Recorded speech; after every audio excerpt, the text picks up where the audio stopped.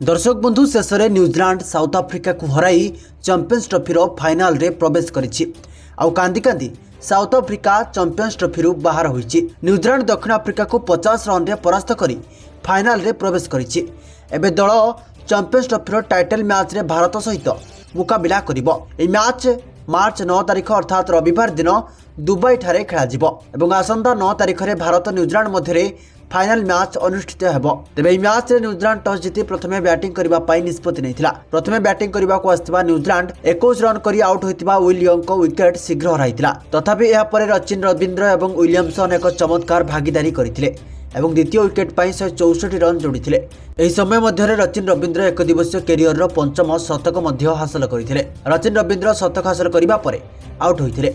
से 101 बॉल रे 13 चौका एवं गोटे छक्का सहायता रे 108 रन करथिले। या परे विलियमसन मध्य इनिंग्स को आगो को बढ़ाइथिले एवं तांको एक दिवसीय कैरियर रो 15तम शतक हासिल करथिले। विलियमसन 94 बॉल रे 10 चौका एवं दुईटी छक्का सहायता रे 102 रन करी आउट होइथिले। विलियमसन एवं रचिन रविंद्र आउट हेबा परे टॉम लाथम 4 रन करी आउट होइथिले।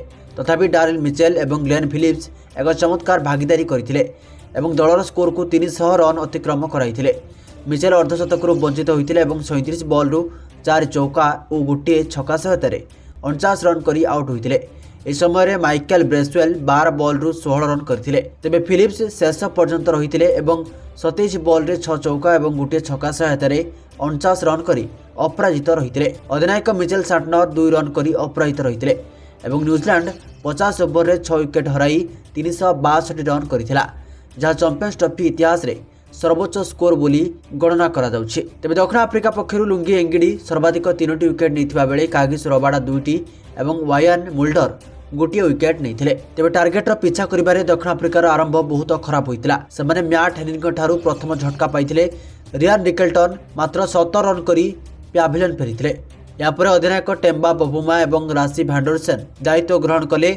दुहींक मध्य द्वितीय विकेट पाई 105 बॉल रे 105 रन रो भागीदारी होइतिला। मिचेल साटनर बबुमा को केन विलियमसन को हाथ रे कैच कराइथिले। से 71 बॉल रे 56 रन करिबा परे आउट होइतिले। या परे भेंडरसन 4टी चौका एवं 2टी छक्का सहायता रे 69 रन करी पैभिलियन फेरिथिले।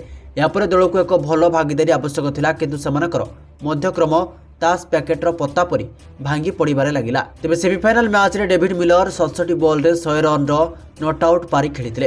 यह तांकर अंतर्जातीय कैरियर रो षष्ठ दिनिकिया शतक थिला। तांको व्यतीत Aiden Markram 31, Heinrich Klaasen 3, Wiaan Mulder 8, Marco Jansen 3, Keshav Maharaj 1, Kagiso Rabada 16 एवं लुंगी एंगिडी गोटे रन करथिले। तेबे क्यू पक्षरु कैप्टेन मिचेल साटनर 3टी विकेट नैथिबा बेले मैट हेनरी एवं ग्लेन फिलिप्स 2टी विकेट नहीं न्यूजीलैंड को एक बड़ विजय भेटी देइथिले। तेबे आपण मानकु कोन लागुछि, कोन भारत न्यूजीलैंड को 9 मार्च रे हराई चैंपियंस ट्रॉफी रो चैंपियन होई परिबो? गोटे कमेंट करी आपण मानकर मतामत दियंतु।